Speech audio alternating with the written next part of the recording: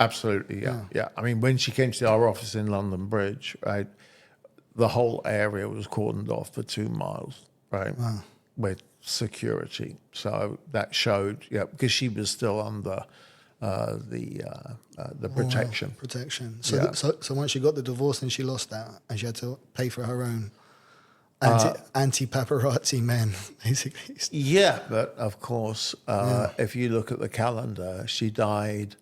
The divorce settlement was on the 1st of September 1996, and she died 1 year later, exactly. Wow.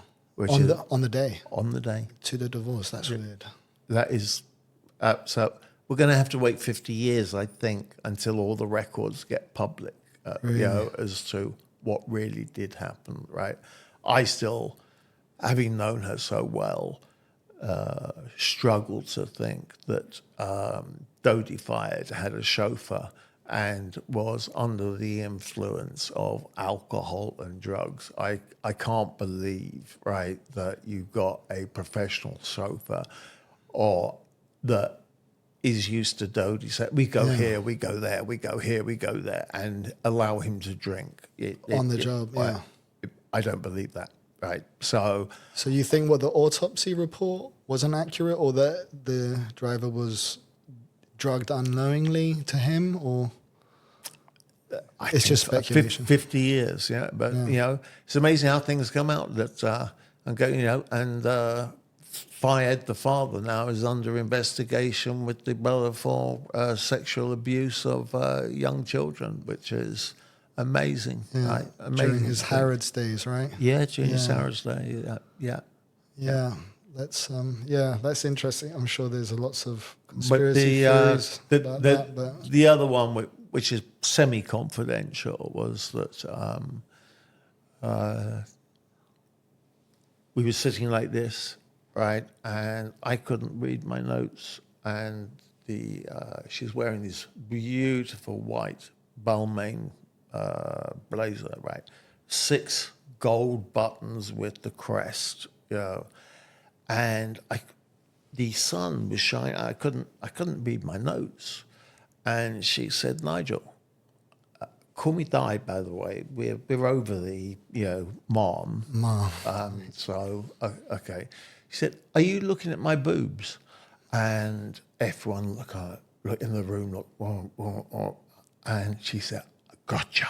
and so there was a quote that she leaked that she enjoyed meetings with me and that she enjoyed my sense of humor. Yeah. And if you look at the money that accumulated over the period, you'll find that it was a very successful investment straty. Oh, really? What did you end up putting her into?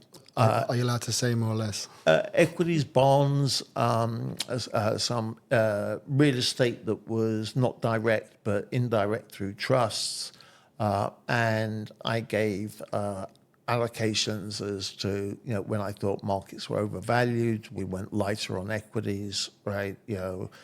More into bonds, and so the tactical asset allocation added a lot of money. So it's public record that that they, I think Harry got 25 million or something like that. Oh, really? Out of his share, and that was William was because they divorced one, and then she passed 1 year later. So they weren't because they were still children, so they weren't entitled to the money at that time. I see. And so the money was still growing. Okay, that makes sense. So 17 turned to like 25 for his share. I assume that's half. Yes. So 17 to 50. Yeah, that's good returns. Yep. And how was she as a person to deal with? Very easy, right? But she knew how to play the press at the end of the day, right? People didn't give her credit for how smart and switched on she actually was. That's my view, and never underestimate someone that tries to play the fool or something like that. Yeah, she had a bit of a vicious temper as well with the press, right? But at one minute she's feeding the press, at the next minute she's criticizing the press, right? So, yeah. Yeah, I'm sure a lot of celebrities have a love-hate relationship with the attention and the press, and they want it, and then they don't want it at times. Yeah, well, I mean, but when I was appointed and it became public, right? I met with the Daily Mirror. His name was, I think, Graham Bruff or whatever was and he said, "I'm your point man, right? So if you get contacted by any other member of press, you don't speak to them, you ring me straight away. Here's my number, etc." Don't forget, mobiles were the size of a brick, right? Right. In those days, and cost £1 a minute, right? But they didn't care, right? So they had a bleeper and things like that. Right. So fortunately, that wasn't required. But You never had to call them and say, no, "Hey, pull your guys off me." No, but the interesting thing is, and I think he's one of the best reporters, is that my secretary, Nicolette Oliver, right? So I would sit here. She would sit where you are. And she was the niece of Piers Morgan. And Piers Morgan would keep ringing Nicolette and say, "Can I speak to Nigel, please? Please, just 5 minutes." And said, "No, you can't," right? And so, as you know, if you saw the morning show, when Piers Morgan had the argument with saying, Meghan has decided that she doesn't want to, or she would prefer to leave the country because she doesn't want, the publicity, etc., and that she doesn't want to be in the set. And Harry, then went along with it. So I think that and Piers Morgan just said, "Well, rubbish," and he has the best reporters. So he said, "Well, why didn't you say that you had offered Netflix and Disney and another company and got them bidding for the rights, right, in podcasts and areas like that, series, which you started 3 weeks ago, right, and now you're signing deals." And I know that for a fact. And he just got his towel up, threw it down, and then said, "Forget it. That's it." Yeah. Right. Yeah.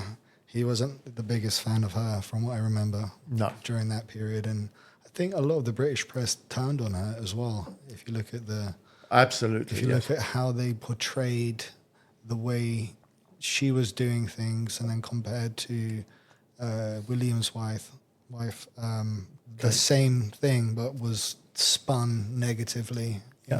Some people did like a side-by-side analysis of when she was holding her pregnant belly, it was somehow twisted into some negative thing versus Catherine. Yeah. But yeah, they've gone to the States now, and they don't seem to be coming back, or doesn't seem to be healed. I mean, I don't know the ins and outs of the royal drama, but it seems... Rumour is that they've got separate bedrooms, but that's rumour. Right. Yeah. I can't comment. You Can't can't really verify comment or on deny. that. No. Yeah. Okay. So, did you have any fond memories with her? Yeah, I've got many, in terms of the meetings that, as I said before, that she was understated. She got it. She actually started to understand investment, right? She actually was asking, why is it that they bought this share or that share and things like that, So, Right. yeah, but she was always very cordial, always very pleasant as well.